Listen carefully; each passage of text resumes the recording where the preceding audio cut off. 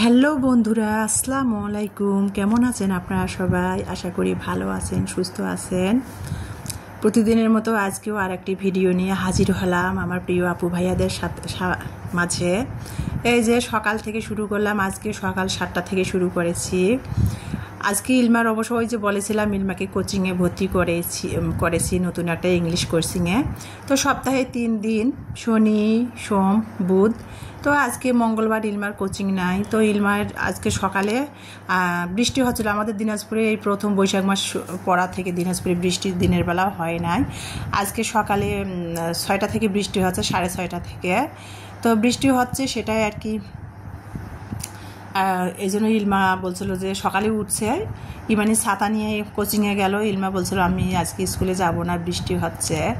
তো বৃষ্টিটা যদিও বেশিক্ষণ হয় নাই, আধা ঘন্টা 1 ঘন্টার মতো হয়েছে। তারপরও ইলমা বলতেছিল ও যাবে না। তারপর ইলমার শরীরটাও ভালো না, এই জন্য ইলমা আজকে স্কুলে গেল না।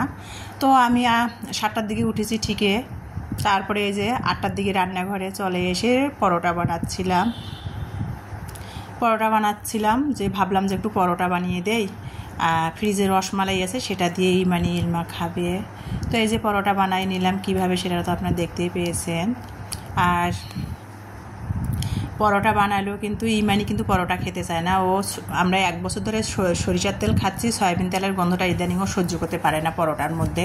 আর সরিষার তেল দিতে আর পরোটাটা ভালো লাগে না, সেই জন্য হালকা একটু করে তেল দিয়ে পরোটাটা ভেজে নিলাম রুটির শেপ দিয়ে। তো এই যে ইলমা বলতেছিল যে ফ্রিজে মিষ্টি রসগোল্লাও আছে, মিষ্টিও আছে। তো ইলমা বলতেছিল যে রসমালাই দিয়ে ও পরোটা খাবে। তো ফ্রিজ থেকে রসমালাই বের করে ঢেলে দিলাম ইলমাকে। ইলমা রসমালাই দিয়ে পরোটা খাচ্ছিল। যদিও ফ্রিজে কোনো সবজি ছিল না, গতকালকে একটু ভাজি করেছিলাম, ডাল ছিল, ওইটা দিতে আর রুটি খাওয়া যাবে না। সেই জন্য ইলমাকে ডিম করে দিতে চাইলাম, ও ডিম খাবে না। ইদানিং ইলমা কেন জানি ডিমের গন্ধটা সহ্যই করতে পারতেছে না।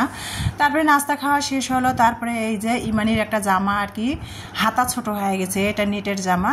তো হাতা ছোট হয়ে গেছে, ও একটু বেশি ওকে জামা পরেছিল, ওর কোন বান্ধবী বলেছে যে ওর হাত দেখা যায়। তো নেটের হাত তো দেখা যাবেই। তারপরে ও এখন এই হাফ হাতা নিবে না, এখন নেটের এই যে জামার হাতাটা, এইটা আর কি জামার হাতটার মধ্যেও ফুল আর কি ভিতরে ফলস লাগাবে। তো টেইলারকে দেখাইছিলাম, টেইলার বলছিল মানে জামার যে সেলাইটা হাতের, সেই সেলাইটা খুলে দিতে। আর এই যে হাফ যে ফলসটা লাগা আছে, এখন এখান থেকে জয়েন দিয়ে ফুল ফলস লাগাই দিব জামার হাতে আর কি। তো সেটা আর কি বসে বসে জামার হাতটা নাস্তা খেয়ে খুলে দিছিলাম সেলাইটা। আর আমার প্রিয় আপু ভাইয়াদের আমার আর একটা মোবাইল দিয়ে কমেন্টগুলা পড়তেছিলাম আর রিপ্লাই দিচ্ছিলাম। আমার প্রিয় আপু ভাইয়াদের পরিবারে যে আর ইমানির না জামার না হাতের সেলাইগুলো খুলে দিচ্ছিলাম। তো সেটাই আর কি বিছানায় বসে বসে করতেছি আর আমার প্রিয় আপু ভাইয়ার সাথে শেয়ার করতেছিলাম। তো যেটা বলতেছিলাম, এই যে সেলাইগুলো খুলতেছিলাম।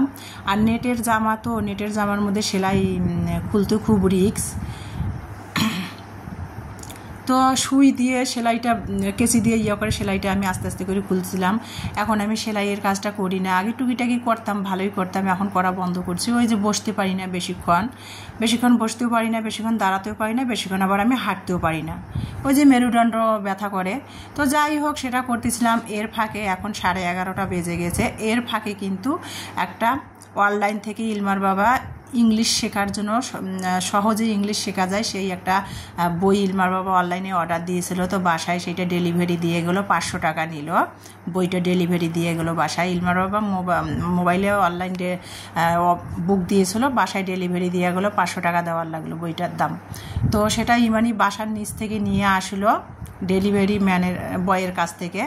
সেটাও আর কি ইলমা আর কি ভিডিও করেছিল, সেটাও আপনাদের সাথে একটু শেয়ার করে দিলাম।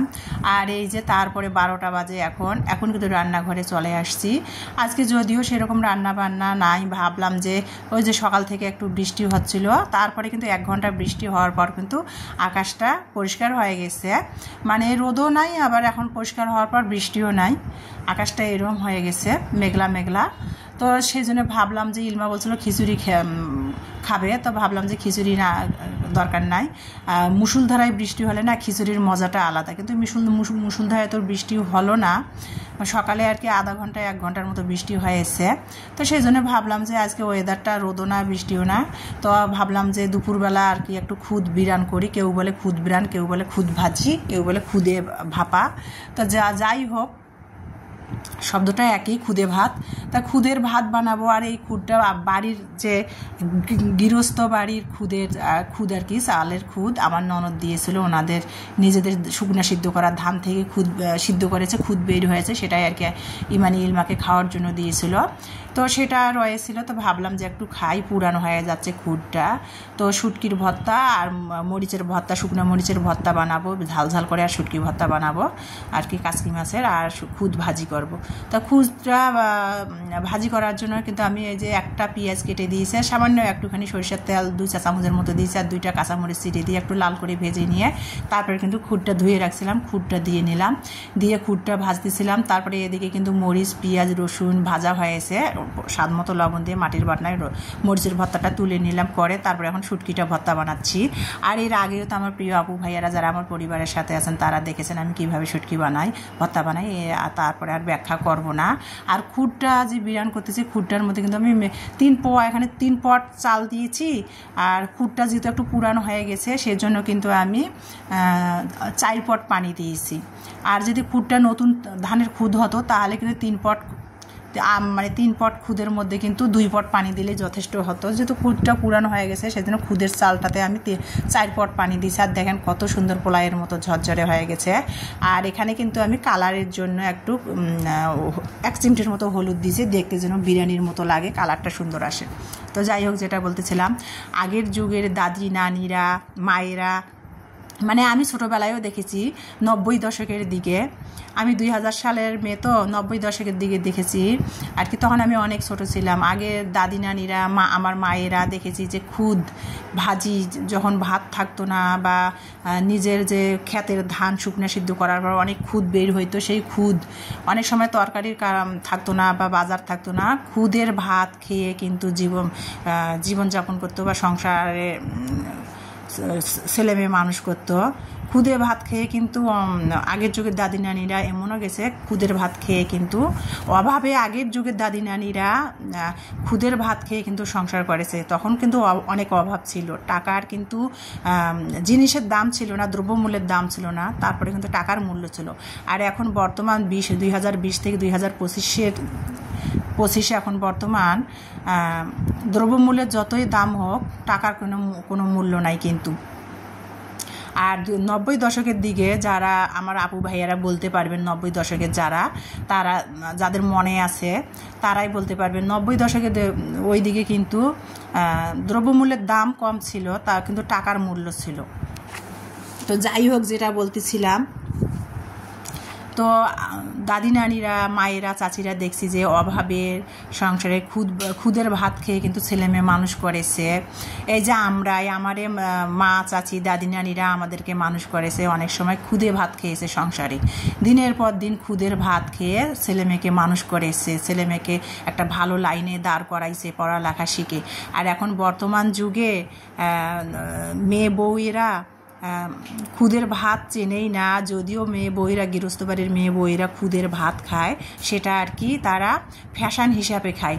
আর আগের যুগের দাদি নানিরা খুদের ভাত অভাবে খেয়েছে, আর এখনকার যুগের মেয়ে বউয়েরা ফ্যাশন হিসাবে খুদের ভাত খায়। অনেকে তো খুদের ভাত বলতে চেনেই না, শুধু গৃহস্থ বাড়ির মেয়ে বউরা বর্তমান 2020 থেকে 2025 বর্তমান মেয়ে বউরা যারা গৃহস্থ বাড়ির তারা চেনে, আর যারা শহরে থাকে তারা সেরকম খুদের ভাত চেনেই না, আর যদিও খায় ফ্যাশন হিসাবে খায়। তো যাই হোক, আর আগের যুগের দাদি নানিরা খুদের ভাত অভাবে খেয়েছে, খুদের ভাত খেয়ে খেয়ে ছেলে মেয়েকে মানুষ করেছে। তো যেটা বলতেছিলাম, যারা 90 দশকের ওই দিকে বা 2000 সালের তারাই কিন্তু বুঝতে পারবেন আমি কি বলেছি, যদিও গুছিয়ে বলতে পারতেছি না। তো তারপরে কিন্তু দুপুরে খাওয়া দাওয়া শেষ করে মরিচের ভর্তা, শুটকি ভর্তা দিয়ে খুদে ভাত খেয়ে তারপরে কিন্তু আমি আজকে বিকাল 5টার দিকে একটু বাইরে বের হয়েছিলাম একটা কাজে। তো আসার সময় কিন্তু আমি রেলবাজার বাঞ্চারাম ব্রিজের উপরে আর কি ভুট্টা বিক্রি করতেছিল, একটা ভুট্টা কিনলে কাঁচা ভুট্টা আর কি পুড়ে যে বিক্রি করে, একটা কিনলে 35 টাকা, দুইটা কিনলে 60 টাকা। তো সেখান থেকে আমি দুইটা ভুট্টা ইমানি আর ইলমা দুই বোনের জন্য কিনে নিলাম 60 টাকা দিয়ে। কিনে দাঁড়ায় থেকে ওই ছেলেটার কাছ থেকে পুড়ে নিচ্ছিলাম, কয়লার মধ্যে ভুট্টাটা পুড়তেছিল। আর পাশে তালের শাঁস দাম করলাম কত করে, বলছিল যে 20 টাকা করে তালের শাঁস, মানে একটাতে 4টা ছোটো ছোটো তালের যে মজাগুলো থাকে। তো আমি এই যে ভুট্টা পোড়া নিচ্ছিলাম ইমানি ইলমার জন্য। ইলমা আবার আমার এই যে ভুট্টা পোড়াটা পছন্দ করে। তো যাই হোক, ভুট্টা পোড়াটা নিয়ে দরদাম করে পুড়ে দাঁড়ায় থেকে ছেলেটার কাছে আর কি পুড়ে নিচ্ছিলাম। আর সেটাই আমার ভালো লাগাটা ভিডিও করে ক্যামেরা বন্দি করে আমার আপু ভাইয়াদের সাথে শেয়ার করতে চাইলাম। তো কয়লার মতো কত সুন্দর করে ছেলেটা, আসলে ওরা এইগুলো করে অভ্যাস, তো কয়লা দিয়ে ভুট্টাটা পুড়ে তারপরে কত সুন্দর করে ভুট্টার যে ছালটা আছে না সেটা দিয়ে মুছে এখন এই যে সরিষার তেল দিয়ে তারপরে ওই যে বিট লবণ, মানে ওদের লবণগুলো না অনেক কিছু মিশিয়ে লবণটা তৈরি করে সেটা দিবে।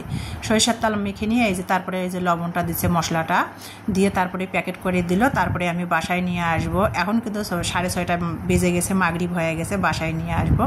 আর মানে সন্ধ্যার ভিউ তো একটু আন্ধার হয়েছে, অন্ধকার। তো সেটাই আমার আপু ভাইয়াদের সাথে শেয়ার করলাম। তো ছেলেটা আমাকে প্যাকেট করে দিল গরম।